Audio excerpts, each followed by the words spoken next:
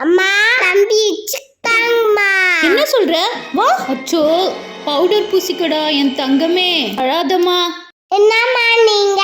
செல்லம் அழகா சாமி. வீட்டுக்கு போடுவாங்க. சரி அடிக்கி என்ன செய்ய? வீட்டுக்கு வீடு வாசல். நம்ம வாசல்ல நீங்க இல்லல. சரி ஏமானிக்கு என்ன செய்ய? மகாநதி. அந்த ஜன்னத்தைய போய் குடி வேற வேற காய்க்கு வேற வேற மேந்துமா கையா தோக்காட்சி பட்டி இருந்தா போராடு உதவி